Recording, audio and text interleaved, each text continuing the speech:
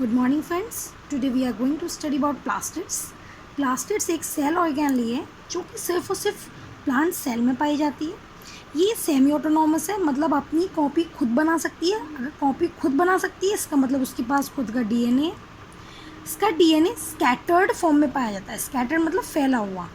जैसे यूकैरियोटिक में आपने देखा होगा एक कंसाइज फॉर्म में आपको प्रॉपर आप कह सकते हैं कि हाँ डीएनए इस जगह पे लाई करता है, लेकिन यहाँ डीएनए स्कैटर्ड है, बिल्कुल बिखरा पड़ा है। आप प्रॉपरली डिफ्रेंशिएट नहीं कर सकते कि यही न्यूक्लियस है या ये न्यूक्लियस है। Semi autonomous cell organelle plastid के अलावा एक और होती है माइटोकॉन्ड्रिया, जो कि दोनों ही प्लांट सेल और एनिमल सेल दोनों में ही पाए जाते हैं। क्लोरोप्लास्ट जो कि प्लास्टिड का पार्ट है, उसको kitchen of the plant cell भी कहते हैं। प्लास्टिड के दो और पार्ट्स होते हैं, कुल मिला के इसके 3 पार्ट होते हैं। सबसे number 1 leucoplast, chloroplast and chromoplast. सभी के अलग अलग फंक्शन है। बेसिकली प्लास्टिड या तो खाना बनाने का फूड फॉर्मेशन का काम करते हैं या फिर खाना स्टोर करने का फूड स्टोरेज का काम करते हैं।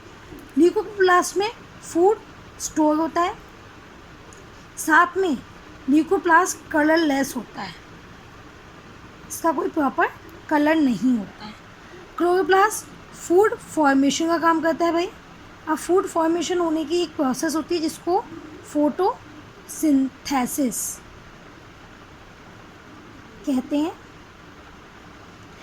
और ये ग्रीन पिगमेंट भी प्लांट को देता है। और क्रोमोप्लास्ट का काम होता है भाई, कलरफुल होता है एक्सेप्ट ग्रीन कलर। ये प्लांट को कलर देता है ताकि प्लांट जो है अट्रैक्ट कर सके इंसेक्ट्स को फॉर पॉलिनेशन। अब पॉलिनेशन होगा देन रिप्रोडक्शन होगा ही होगा।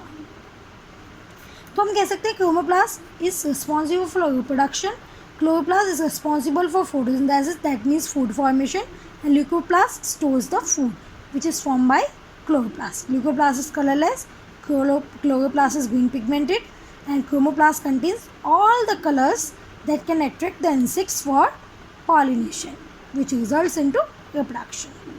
Okay, moving further, now we will study about chloroplast.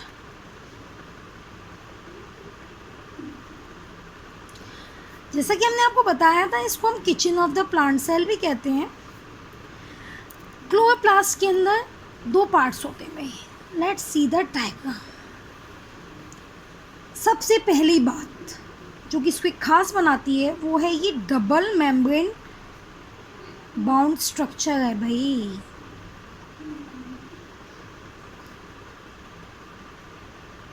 इसकी भी अपनी कहानी है डबल मेम्ब्रेन बाउंड स्ट्रक्चर की।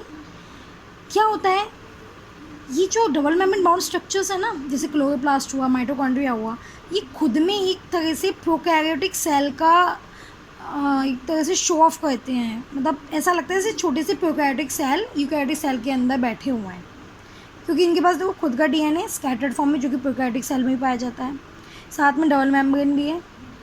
ठीक है, let's move to chloroplast first. ये डबल मेम्ब्रेन बाउंड स्ट्रक्चर है, 2 मेम्ब्रेन है भाई। अंदर वाली जो है वो कुछ इस तरीके से दिखती है इसका स्ट्रक्चर।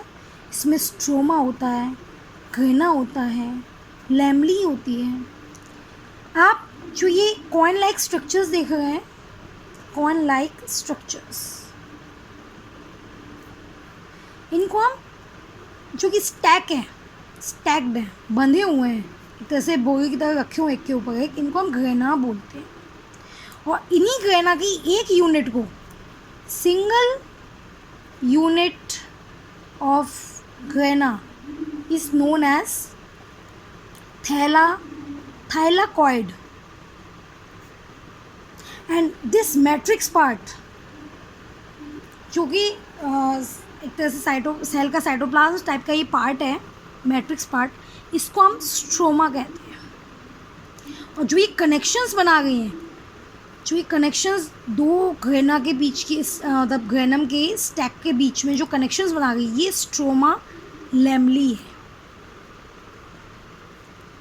इसमें स्टार्च के कुछ ग्रेन्यूल्स भी पाए जाते हैं भाई। बनेगा तो खाना ग्लूकोज की फॉर्म में, लेकिन स्टोर किसकी फॉर्म में होता है, स्टार्च की फॉर्म में। साथ में इसमें स्कैटर्ड डीएनए भी पाया जाता है और इसके पास खुद के राइबोसोम्स भी होते हैं जो कि 70S होते हैं, just like prokaryotic cell.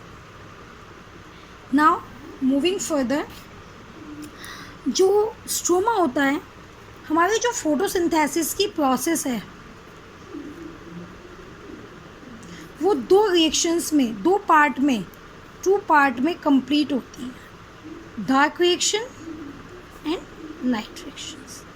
Dark reaction का ये मतलब नहीं है सिर्फ अंधेरे में ही होगी, ये अंधेरे में भी हो सकती है। इट नीड्स नो लाइट, मतलब इसको लाइट की कोई ज़रूरत नहीं है। ऐसा नहीं है कि लाइट होगी तो ये हो नहीं पाएगी, नहीं, बस नीड नहीं है, ज़रूरत नहीं है, बट इट नीड्स सनलाइट, इसको सनलाइट की ज़रूरत होती है। तो जो लाइट रिएक्शंस हैं, जो लाइट रिएक्शन है वो ग्रेना में होती है और जो डार्क रिएक्शन है वो स्ट्रोमा में होता है। यही था हमारा प्लास्टिड्स के बारे में। प्लास्टिड एक्चुअल में फूड स्टोरेज का, फूड फॉर्मेशन का काम करते हैं। साथ में आपका प्लास्टिड्स जो होते हैं कलर भी देते हैं, पॉलिनेशन भी करवाते हैं। और हमने क्लोरोप्लास्ट के बारे में पढ़ा जो कि आपके सिलेबस में। That's all for today.